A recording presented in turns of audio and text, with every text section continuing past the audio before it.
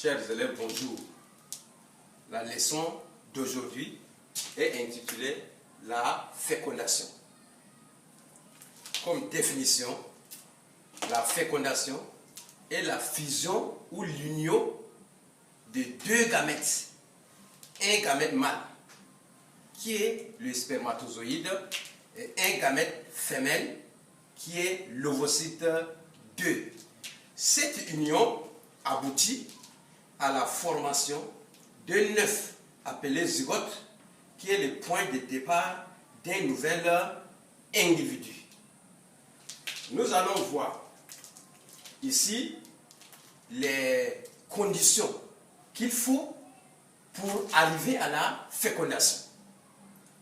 Pour qu'il y ait fécondation, il faut au préalable qu'il y ait la gamétogenèse, c'est-à-dire la formation des gamètes dans les gonades, c'est-à-dire dans les glandes sexuelles. Il faut d'abord qu'il y ait la spermatogenèse. Il faut que les testicules de l'homme produisent des spermatozoïdes. Parce qu'il y a certains hommes que vous voyez dehors dont les testicules ne produisent pas des spermatozoïdes. Certains ne disposent même pas des testicules. Et là, je vais conseiller aux jeunes filles qui veulent se marier de faire semblant, avant le mariage, de toucher d'abord les testicules de leur fiancé pour voir si les testicules sont bel et bien logés ou bien arrivés dans le scrotum qu'on appelle les bourses. Si les testicules ne sont pas là dans les bourses, cet homme-là va être stérile parce que ces testicules ne vont pas produire les spermatozoïdes.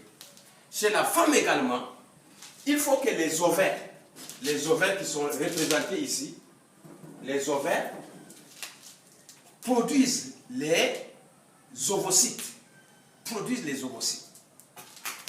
Et non seulement ça, il faut que les trompes soient en bon état. L'utérus également soit en bon état. Et si toutes les conditions sont réunies, pour qu'il y ait fécondation, il faut qu'il y ait d'abord un rapport sexuel. Nous avons représenté ici un pénis. Il faut un rapport sexuel. C'est au cours des rapports sexuels, et plus précisément au moment de l'éjaculation, l'homme libère les spermatozoïdes. Les spermatozoïdes sont libérés au fond du vagin ici. Ils sont libérés au fond du vagin. Il y a environ 300 à 500 millions de spermatozoïdes qui sont libérés au cours d'un rapport sexuel. Et là, ces 300 à 500 millions de spermatozoïdes qui sont libérés, beaucoup vont être éliminés. Par quoi? Premièrement, vous savez que le vagin est un milieu acide. Regardez bien ici, il y a certains spermatozoïdes qui sont ici dans le vagin.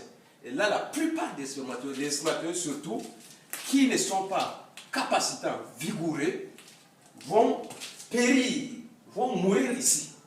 Maintenant, d'autres spermatozoïdes qui sont un peu forts, ils vont poursuivre leur cheminement, n'est-ce pas, pour entrer dans l'utérus. Mais avant d'entrer dans l'utérus, il y a le col de l'utérus qui produit, n'est-ce pas, la glande cervicale, qui joue le rôle sélectif.